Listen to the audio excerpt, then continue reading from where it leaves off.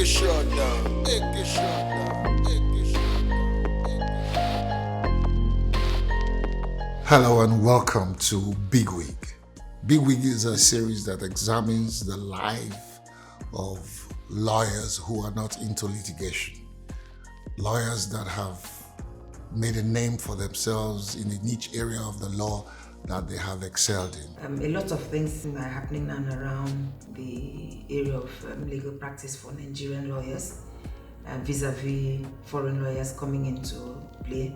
We just don't keep quiet and say, okay, we are comfortable. We have a stake in the future of this practice so that even though with globalization, lawyers follow their clients, it has to be negotiated in a way that it is a win-win for both Nigerian qualified legal practitioners and the foreign counsel that deliver legal services to their clients who come into doing business in Nigeria.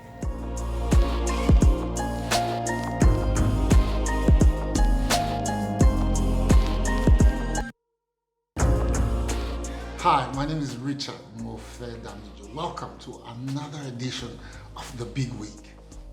Aviation law, maritime law, energy law, these are parts charted by the legal profession. But the bigwig for today is one of the most recognizable names in maritime law. Ladies and gentlemen, we are going to be talking to the managing partner of Mfon Usoro and Co. Let us welcome Mfon Usoro. Maritime law cannot be mentioned without your name. Now, you know, I just need you to take us through how you got here. You know, I mean, if you mention maritime law, your name comes up. Apart from the fact that you were the first DG of NIMASA and so on, and your law drafting in that sector and everything. Just take us through your journey on how you got to be Madam Maritime Law, as they say. Oh, well, it's a long story, and I traversed I navigated a lot of obstacles to get to where I am. I can imagine. Yes, so... Wait, obstacle as a woman or just as a lawyer? Both.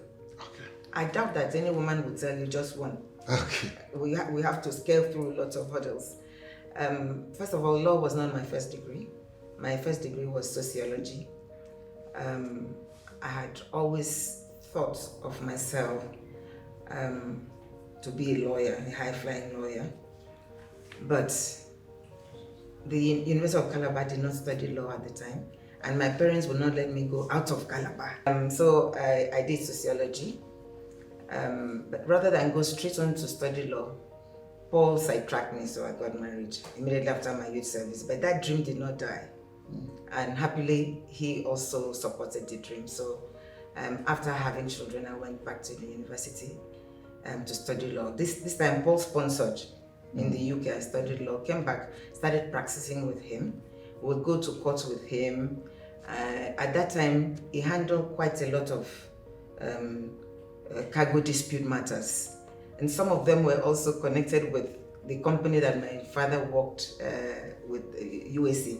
I worked with at the time. And I will phone my dad to tell him about this case. And it became very, very interesting. Some of the cargo dispute, maritime shipping cases that Paul was handling, I exclusively would be his junior for those cases. So then he said, you know, the law is progressing towards specialization. He had chosen to do communications, telecoms law. So he said, since you're so excited about these matters and researching on it, so why don't you take that as the area you should specialize in and acquire skills on. I appreciated that advice very much. So I went back to the UK, to University College London, to study maritime laws for my LLM. That is how, by certification, I became a maritime lawyer. And then by practice, still working in Mfon Usoro and Company, I was determined to set up a department on maritime and environment. Was there any model at the time? Was there anybody who was that big in maritime law that was discernible at the time? Yes, we had the older generation. We had the Mbanefos and Oduba, Tumba Oduba, and Chividowu. There were just a handful. And no woman? Yeah, no, of course. I won't say of that generation, but we had Funke at that time. Funke was not an SAN, but she's my contemporary, so not in the category of those men. They were all men at that time. And so I quickly registered with the Nigerian Maritime Law Association. Was determined to set up the department. First of all, my nature would not let me be under Paul and people not know me for who I am. So even though there was no department then in the law firm, I set up to establish the Maritime Environment Department, handle the cases that are shipping related, also looked for briefs that are transaction involving companies that import consignments into Nigeria. I kind of did a lot of things to set up that department, and it grew. Slowly we became known, up to a time that they were even saying that the firm is a maritime law firm, not communications anymore. We then, in sourcing for clients, because you really have to go out there and source for clients, we got some very good clients, so the name became more or less a household name, and then the briefs from the ministry, from government agencies also came in. So yeah, that was the beginning of the maritime adventure. Interesting, very interesting. I mean, did you find that doing an LLM, that pure certification, did you find it very valuable, or was it very different from practice? Because sometimes people will tell you that, reading it in school is different from what's on the ground. But perhaps maybe because our laws are similar. And also perhaps because in our LLMs in Nigerian universities, they are not really specialized. You do a combination of several courses, some of which are not focused on skill in that specific area. Yeah, in our own instance, I think anybody who's done an LLM, maritime laws in good universities, in UCL for instance, will say that it was very useful. It was very helpful. At the point while I was still doing the LLM, I think we had a matter in Nigeria, and Paul had to send the brief to me, ask me some questions. That's when I said, okay, I have landed.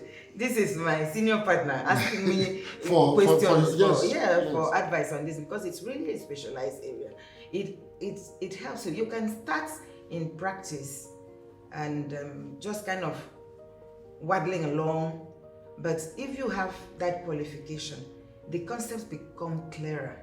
And as you see a case, you immediately know the area that you should go to, because you understand the underlying concepts in shipping. So it's actually useful to qualify by certification, and when you add that to your practice, it makes you a real expert, not just by the degree, but on a day-to-day basis that you come along and come across. As you grew the business, how were you handling the litigation part of it, or did you avoid litigation, during the growth period of this, or you had somebody who was? I did not avoid litigation.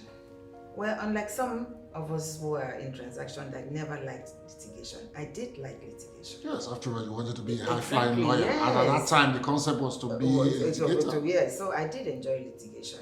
I did some cases, the maritime law cases, but without my planning, I got more involved in the transaction aspect. It could also have been because the trend of litigation in Nigeria, maritime litigation, went down. Most disputes that are related to maritime were the fashion then, and still is for it to be on arbitration in the UK. So rather than litigate in Nigeria, they were taking it to arbitration in the UK. So the number of cases, the availability of cases for the few of us who were practicing maritime law reduced, and those who wanted to just focus on litigation found themselves doing several other things that are not specifically shipping cases, because shipping cases dipped. So I then had other interesting briefs that are transactions, having to advise on charter parties when they bring it, their foreign partners bring it, and before they sign, some oil companies, before they sign, we have to advise them on it, explaining the liabilities that will accrue if they take it the way it is. So that is how I steadily and slowly got disengaged from litigation. And then got really involved in the transaction as well. But I enjoyed it when I was carrying Paul's bag. What gave when you became DG of NIMASA? How did that happen? Okay, so like you said, I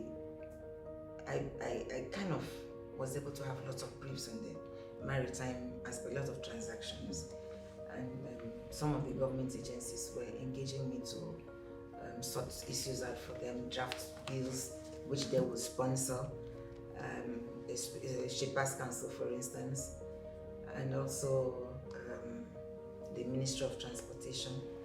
So one of the ones they needed me to work on, not just them, I was also drafting bills for the Nigerian Maritime Law Association for us to present to the House of Reps and sometimes the Senate. So the Ministry of Transport requested me to draft the bill setting up a proper maritime safety agency. That is how it started. My firm, led by me, produced the draft bill for NIMASA, and I worked with the committee in the House on Marine Transport and also the committee in the Senate on Marine Transport and stakeholder workshops, everything related to legislative advocacy for that bill. I worked on it. So when it got into the National Assembly and was about to become law, the minister, it was very strange really how it happened. I actually went to the ministry to pursue my bill, 20 million naira bill then, which is still outstanding, by the way. I went to pursue my bill, yes. So I went to the permanent secretary, and he said, "Oh, we were even going to call you, send a message to you, to come in. Welcome, sit down. I need to take you to the minister." So he took me to the minister. Who was the minister at this time? Dr. Segun. I said, "Congratulations, you're the new DG of NIMASA." I said, "What?" Excuse me? I said, "What?" And he repeated it again. And that the announcement is going to be on the television. It was a day return. And I immediately called my husband. But before I got into Lagos, the news was out because I was receiving. So that is it, I think. Then I said to him, "How? You have not interviewed me?" He said, "The last meeting I had with you, that was an interview. But apparently you did not know. I didn't tell that before I sent the nomination to the president. I had to know you. He knew me by reputation." So that was it. And the rest is history. Like they say. Yes. You seem to be very interested in advocacy. Is this something that is of interest to you? Do you find yourself like maybe employing more women, young graduates to walk your path or walk different paths but within the legal profession? Yes, it's my vocation really to encourage more women to come into the legal profession and specifically to come into private law practice, not going into government, the Ministry of Justice, or some go into to become corporate counsel. But I am advocating that we have more young ladies come into private practice, and we have quite a large number coming. The challenge we face is that as they grow older in the practice, for some reason you have fewer women.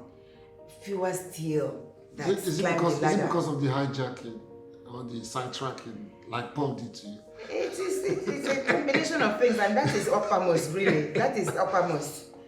because they have to get married, and then the husband will not want them to work in a law firm because they close late. I've had these young ladies. Yes, I've had quite a lot of them who used to be with us leave because of those kinds of issues. So female lawyers do face quite some challenges in remaining in legal practice, and it's not just unique to us; it's everywhere.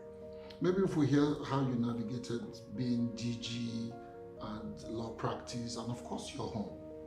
Maybe then a few that will listen will probably walk the path and navigate it like you did. Yeah. How did you manage? How did you manage that? Because I know they say women can multitask, yes, but yes, we do multitask. Thank God for that, and also it's because we have to. You really don't have a choice. So I said to myself, it is difficult, but we have women who have made it. We have women who have walked the path.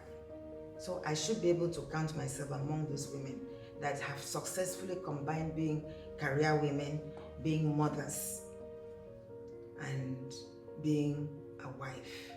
So I think it starts first of all with the determination that you're going to make it, and the realization that it is not easy. It wasn't easy at all, because we will come back from work together. At that time we had only one car. So we'll come back from work together. My husband will walk up the stairs while I keep my bag and you get go to into the other kitchen. room. You see, there was no concept of the other room then. We just said kitchen. And while I go to the kitchen to make sure his dinner is ready. So there was that pressure to continue to be a good wife. I'm a Calabar woman. My mother was a very successful wife. So I was determined to be equally successful in playing that role of a wife. And I took it seriously. So I will organize myself such that, okay, on weekends I will cook all the foods, put them in the freezer. At some points it became really difficult, and you have to have a conversation. You have to have a male partner that understands and supports you. I said, we have to have a cook.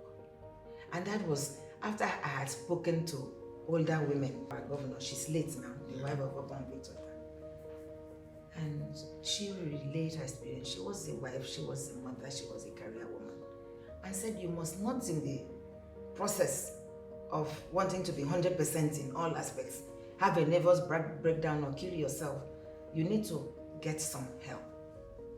Because it got to that level that I was really, really anxious in trying to combine all of this, and also wanting to make a name out there that is not necessarily associated with poor, so that I would be known that I also have my own brain. And my father did send me to school. That's right. So I discussed with them. I said, we need to have a cook. So we got a cook. But that cook was restricted to doing things like rice and stew. The Calabar soup and Calabar food, I had to. Yes. And I'm still doing it. Yes. So that was on the aspect of being a wife and a mother. Making my children know that I love them, I care for them. I was doing school runs from NIDB house, then in Broad Street, to Grange. You know, and back to the, in Ikeja, and back to the office. We juggled, and I know some young women are still juggling. It's what you want, really. If you want to make it successful, you have to know that others have walked that path and you can navigate it. But you need a supporting partner to do it successfully. It's important for supporting partners, because I remember just a few years back, after most of our kids have gone abroad, and my wife said to me, we have to move to a smaller place. So I left my house in Ikeja and we moved to the island. Every time I turned my house into a studio. Yeah. Every time I had to go to the studio to work and I'm coming back, I see the traffic. And I called her one day and I said, I see the traffic now, what you have been going through. She said to me, 16 years. Wow. Richard, I was going to work on the island from the mainland for 16 years. What you are seeing I've been through it with pregnancies, with everything. So yes, it's Yeah, important women go through a lot. Women go through a lot, and Yes. and it's amazing how you people are able, because we hear it, women can multitask, but you have to put that multitask into the work that you people do, and it must be really great. And on top of all of this, you are now a member of the body of benchers. How does that make you? I see the smile that you broke there. How does that make you feel? Is this like the combination of it all for you? That dream of wanting to be a high-flying legal person? I think I was the high-flying legal person before I became a member of the board of benchers. So that has not made me. Okay. And that just That's came like recently. like a small cream on the cake. Yes, a cream on the cake. But it's good to be recognized. It's good to be recognized.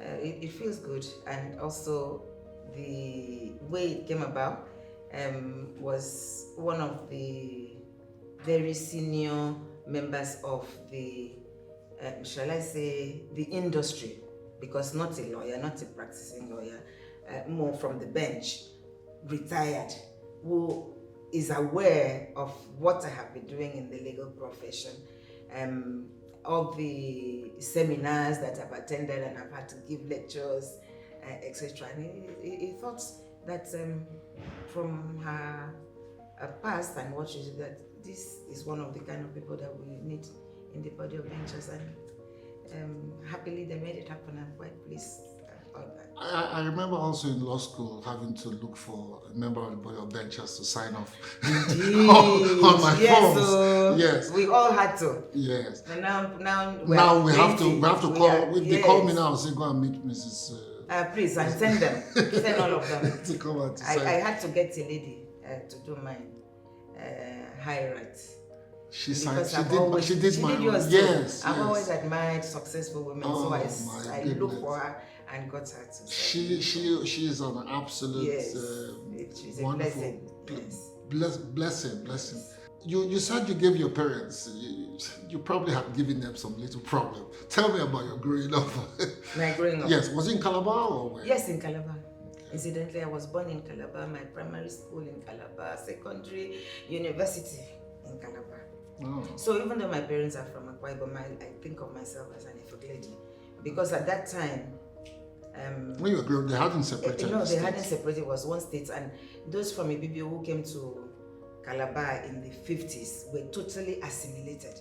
It's not like now that there's a lot of ethnic politics going on. They're totally assimilated. So I had a beautiful upbringing. From a middle-class family, my father was with the USC, manager in USC. It was really fun.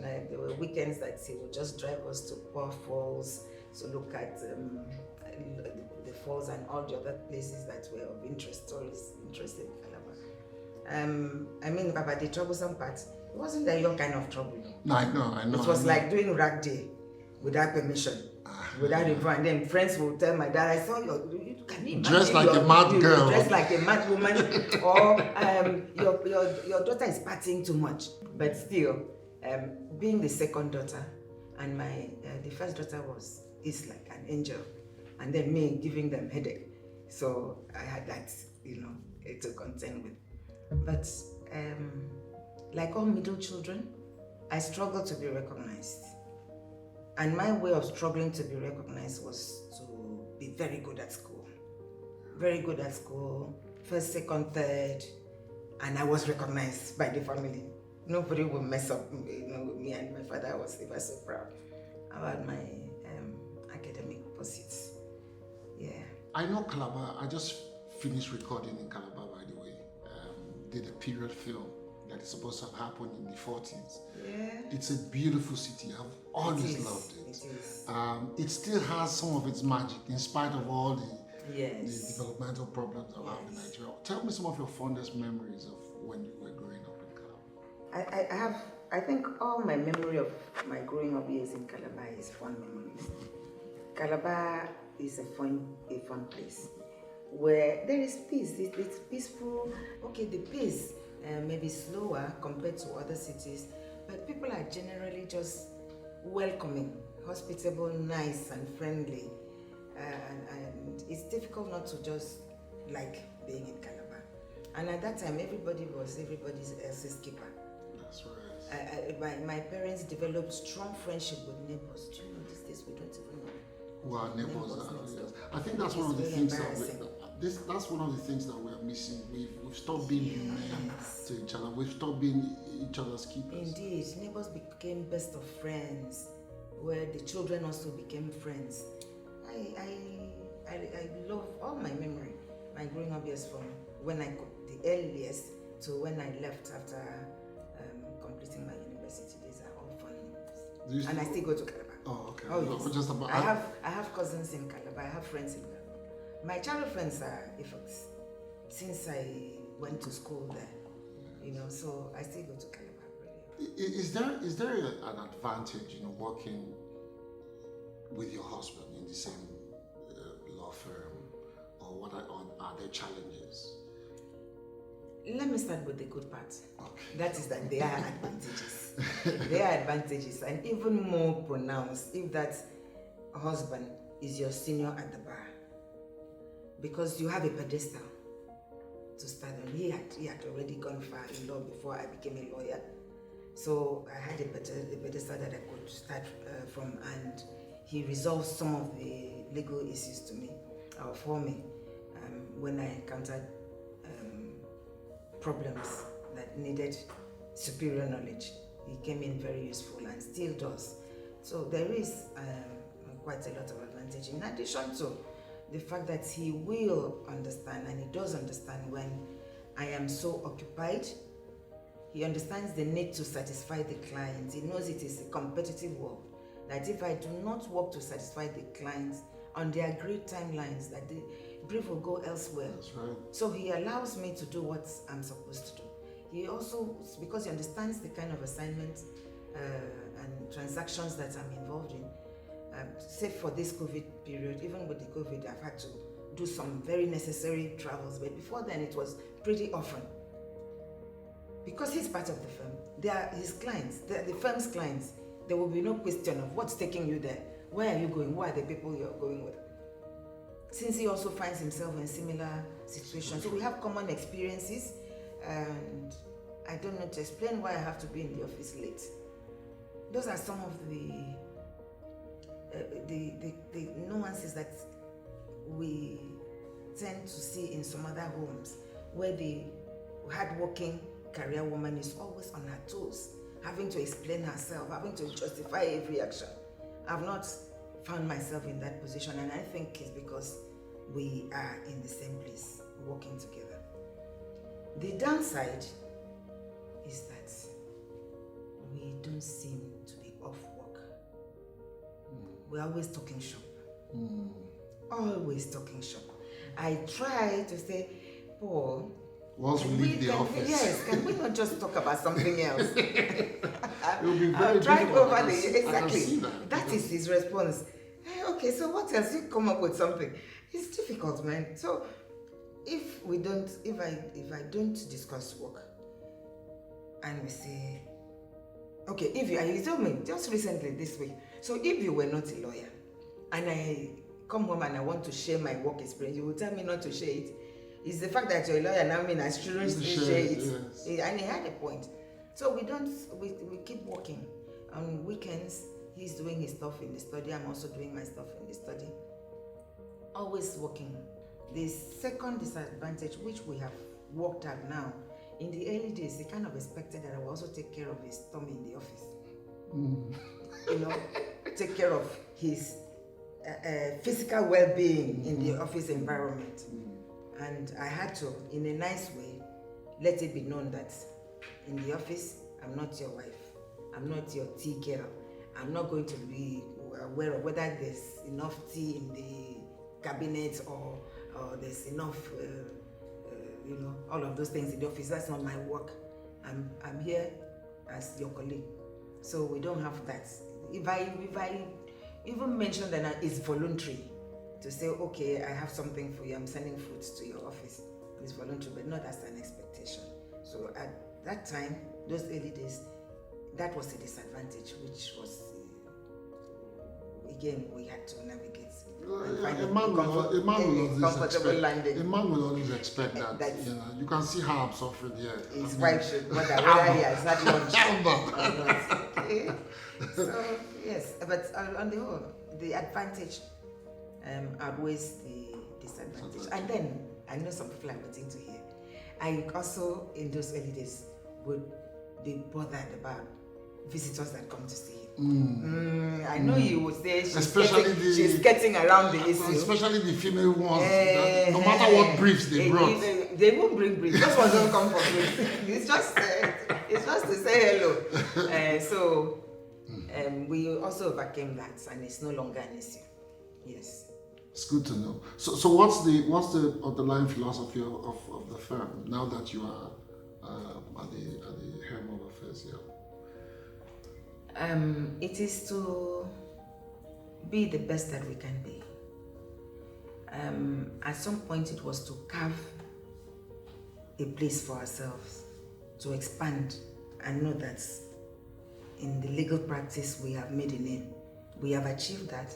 So now is to just continue to expand the horizon of the different areas of practice, legal services that we can offer, and to mentor the younger ones, to let them know and convince them, and for them to see they have a future in the firm. Yeah. How many partners do you have now? We have 5 partners, 2 women. Yes, 2 women, yes. And we want to have more. And so the philosophy we have, apart from those ones that I mentioned, is really to contribute our knowledge to further develop the standard of practice and to mentor as many young people as possible. A lot of things are happening now around the area of legal practice for Nigerian lawyers, vis-a-vis foreign lawyers coming into play. We just don't keep quiet and say, okay, we are comfortable. We have a stake in the future of this practice, so that even though with globalization, lawyers follow their clients, it has to be negotiated in a way that it is a win-win for both Nigerian qualified legal practitioners and the foreign counsel that deliver legal services to their clients who come into doing business in Nigeria. So you become involved in that conversation to secure for the younger ones coming behind you. Are you at liberty to share some of the major, groundbreaking things you've done in the transactions? You mentioned some, and those ones are in the public domain. Okay. Which, since we're really talking about maritime, though if we went beyond maritime to energy, then we'll mention the work we have done for geometric power, the independent power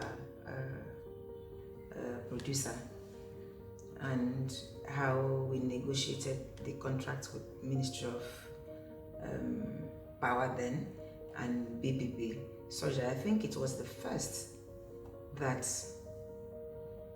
a contract that we negotiated that they could produce power on an island basis and not necessarily or compulsorily have to put it into the national grid. Yes. It would just be the excess power that will go to the national grid. So that was... Has that scaled through that? Yeah. Oh, that's and there are others that have followed that model. For the shipping sector, we've done very well in bills. Some of the legislation that are ongoing now was produced by our firm, working with the National Assembly and the relevant agencies. The current one that I'm really excited and I'm working on now is the development of the Ibom Seaport for Akwa Ibom State. I am the chairperson of the Akwa Ibom State Technical Committee. It's a very exciting project, and we concluded the procurement process and have one of the top terminal operators in the world as the preferred bidder. That is the Belo-Osagie group. They have a lot of terminals in the West and Central African coast, but now they want to partner with Akwa Ibom to develop the Ibom Seaport. Okay, it was very, very, very interesting. I was going to ask you what keeps you going, but you just mentioned the Akwa Ibom thing now, the deep seaport thing. Would you ever find a time when all of this will wane, or that fire of just wanting to be in the legal profession and put your hands inside any new thing, will you just keep going? I don't see that happening. I don't visualize that happening. I really want to remain in practice. And even if I'm not actively involved in practice, which will inevitably happen with age, I will still be involved in one way or the other. Because governments, knowing my skill, they invite me to lead their delegation to external meetings, external conferences, to lead the team of experts from government. They kind of, having recognized your skill, invite you into lots of things. And like this, my exciting project. It's a long-term project. Last week, I was invited by one of the West African countries to come in and help them draft their national transportation policy. Not Nigeria, another country. To come in and help them set up a maritime law department in a university in their country. So, as we grow older, you have more opportunities. I don't think of myself doing other businesses. I had tried that. I wasn't too intellectually satisfied. That's when I went back. I really became serious about going to study law. So yes, I will still be involved in it. What was that thing? Just out of curiosity. Was it buying and selling? It was interior decoration. Oh. I kind of can design. Okay, because I see that Nigerian art lives in your space. Yes. I see your wall decor and everything. Yes. So. I would do interior decoration for people, friends, and customers. Then that was in Kaduna. When we lived in Kaduna, beddings, I would make them myself, design and make them and stuff like that. And I did do a bit of buying and selling, going to England, buy stuff, come and sell. But it was not intellectually stimulating. And I did not want my husband to outgrow me. It's very important because I've seen that happen. And the husband outgrows the wife in terms of career progress, while we limit ourselves and start just talking about, what was that journal? City people. Limit yourself to yes, that. I'm watching. Exactly, you. Watching you. Me and the Ziwa. Watching you. While your husband grows, and then we'll be talking to other women that are managing partners or CEOs, and then you start being jealous and bitter. I said, no, I'm going to do something that will challenge me and keep me intellectually sound, that I can hold my own in a conversation with any person. I love that. I had mentioned earlier about advocacy and all that. It's so important that younger lawyers hear you and see how you, apart from just saying it, we are supposed to multitask, you actually go ahead and do the multitasking. From your practice and from your experience, you also schooled in England. What do you think about the separation of barristers and solicitors and all that in England and then here? Do you think that we could have used that system, or we are better off the way we are? I think we are better off the way we are, because even in that system, there's a trend towards fusion. Okay. Now, somehow, though they haven't. But I think our system is better. It couldn't have worked in our system anyway if you said you're just going to do litigation. So if there's no litigation, what next? What next? Or you say you just want to do transaction, and the transactions are not sufficient to pay your lawyers. A case comes and you say we won't take it. I don't think our legal market has ever been that robust for a firm to limit itself to just one aspect of law, one area of practice. So it gave us an opportunity to grow. And it has quite its advantages. Our system is better. Okay. Yeah. Do you find that when you employ young graduates here, because you also introduced me to the head of litigation here, do you find them running away from litigation or running towards litigation? Okay, the partner here, he's a litigation partner, but not head of litigation. Okay, litigation. We have 4 litigation partners. No, they are very steeped and they love litigation. Because we try to attract them to come to transaction. those partners, but they don't want to come into transaction. But though other lawyers down under them, a couple have transferred to transaction. But you know, when you are in the litigation department, most of them have their eye on being a senior advocate of Nigeria. They know that by not going to court, you're undercutting yourself. So while some of them kind of are curious and force themselves into transaction just to learn, to broaden their horizon, they don't want to leave that department so that they will be able to have the number of cases that they want in order to apply for silk. Is there a final word you would like to say, to advice you would like to give to young lawyers today that want to come and walk the path?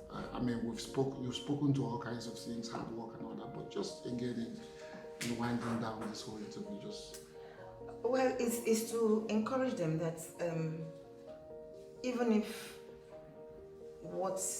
the environment doesn't look very attractive at this moment in terms of availability of employment or the take-home pay, the law profession is one of the professions that will be here with us forever. It's a profession that everybody needs, the society needs, the individual needs. Talking about rule of law on its own, that is not related to having to do a transaction for purposes of making pecuniary gains. But the society needs the law, and the lawyers are the ones who advocate those values of society. So there will always be work for lawyers. The thing that they need to do is not to be discouraged because your friend is not earning well. If you have a passion for law, go in and keep an open mind. Look into all the different areas. Right now it's even better because there are new and emerging areas of law to see where your passion lies, which you can then specialize. The market is getting broader and wider, and they will find a place for themselves. We should be hopeful. If you want to be an advocate, don't limit yourself to just being an advocate as soon as you go into a law firm. Do everything. Because good lawyers should be able to negotiate deals, should be able to draft agreements, as well as go to court to present matters. Otherwise, your clients might say, oh, that's all he can do. And then they'll go to the other lawyer that is good in both, like my senior partner. He's extraordinarily good in transaction work. He's extraordinarily good in litigation, one of the top intelligent lawyers that we have. So you keep your mind open and learn to do all of it, because those are the skills that you will rely on as you grow older into the law firm. When you now decide to take a path, you will need those skills. When I spoke with some of the bigwigs too, they usually tell me about when they get into young lawyers, they make them go through most of the departments before they settle into whatever area that they want to settle in. One of the things that pique our interest in when talking to bigwigs is the fact that, like you said, confirming it, most of the younger lawyers want to stay in litigation, especially if they want to become SANs. How do you feel about the system not rewarding people like lawyers like you who are in the commercial law and not being considered for, say SAN, for instance? To the extent that advocates are recognized and given a rank, I think good lawyers who are in transaction should also be recognized and given a rank. Not necessarily SAN, because the name means Senior Advocates of Nigeria. It's specific. It's very to specific. Though some of them then get it and you never see them in courts anymore because they're really not advocates. But we know that. That by itself doesn't make a recognition as far as I'm concerned, just bearing the name if you're not a serious litigator. So I think there should be a system of reward for the lawyers that have excelled in the other aspects of law, because it's a twin area of practice, transaction and advocacy. It's Two barrister sides and of the coin. solicitor. Yeah, two exactly, sides that of is the what coin. it is. Yeah. Barrister and solicitor of the Supreme Court. So if you recognize barrister, you should also recognize solicitor. So I think, to be fair, that we should develop a system like that and find a name that reflects the work that will be recognized. Find a title that we would. So I think, I don't know which body should be responsible for initiating that, but it's something that should be initiated. Well, you being have in the body of benches does not give you, but gives you a voice to be able to at least now make some pronouncements that it does. carry some weight. I've always had a voice anyway. So I really am not among the lawyers that feel unhappy for the lack of the title, because there's no need to be. Those that have excelled are known and they're invited into deals. And in fact, they are the envy of some of the SANs. Is it at least for the pecuniary? Yes, and for the pecuniary, for their achievements and for what they stand for and their status in the society, which an SAN doesn't have. So I'm not angry or mad for the lack of the title, because some of us have been recognized regardless of not having the title. They should recognize. The body of benchers is fine, but that is for everybody. The SANs are there, as well as the non-transaction lawyers, but it's not an equivalent of an SAN. It's not. It's a different level, totally. And I know there's a struggle. Some people want to say the body of benchers is equivalent to the senior advocate. I don't think they are. I think they are different bodies. Yes. I mean, this debate will always go on until probably it is settled one day. Another typical question that we ask at the Bigwig is, if you were not doing this, what else would have done? You know. I probably would Don't be a tell me dancer. actor. I will be a dancer. A dancer? Yes. Oh my goodness. Even at my age, I love dancing, and I dance better than my age mates. Oh my God. God. I will probably be a dancer. I see in pictures, so I see the Akwa Ibom movement. Yes. Already. I will be a dancer. I see in pictures. If I wearing it, that's a long shot, especially from the kind of home that I came from. Yeah. How dare you talk about dancing? Yes. We will wrap with this painting here because it has played an amazing presence in our talk today. It's at the background. I observed that Nigerian art lives here. So, yes. Who is this by? This is by Nsika. Oh, another Yeah, Nsika. Yeah, he's left us now. He passed last year. So this is Nsika. You can see this mat. Nsika is from Akwa Ibom. But this mat is not an Akwa Ibom mat. I think is it Yoruba people that do this type of mat? I'm not too sure anymore, but it's a popular Nigerian mat. Yes. Hausa people sell it, they hawk it and all that. Part of what Nsika was doing was to bring in images that show the unity in Nigeria. But this particular painting is mentorship and sponsorship. You could see the image of a mentor in the form of a mother rising out of the mat and leading the baby. You see the hand leading the baby towards this goal, being the ball. So it signifies motherhood, what we are to you, our children, men and women, and also how we can guide our mentees towards a goal. So it goes beyond what we do as mothers, but to every individual who considers himself a mentor, to continue to sponsor that person towards the fulfillment of his or her career. So I love the painting. I just thought this is a good place for it to be. And that is perhaps the best place to draw this edition of the Bigwig to a close. We've been talking to Mfon Usoro, the managing partner of Port Usoro. It's just been an amazing conversation. At some point, I'm sure you will see some more pieces of art in the office as we take you around her beautiful office. And again, mentorship, another very strong point in her advocacy for more people joining the legal profession. Until next time when we come your way again with another edition of the Bigwig. My name is still Richard Mofe Damijo. Let me tell you who's really making moves out here. It's them bigwigs. Yeah. I took a different path, a different road. Incredible. After I studied the craft and learned the code. And my experience hasn't been told. So here I stand before you, my life's work exposed. Yeah, call me a bigwig, I'm with the bigwigs, yeah, we doing big things, yeah, we are the bigwigs, See, when it gets to conflict, justice has to be blind. But before that conflict, justice can help you guide. That's what I do. I take dreams and give them flight. I'm a bigwig. I shape industry with my mind. And I do things differently from the rest. But see the swag, see the impact, the legacy, see the checks. The system doesn't recognize or give me respect, but I'm a bigwig. I just do it better than do it best, yeah.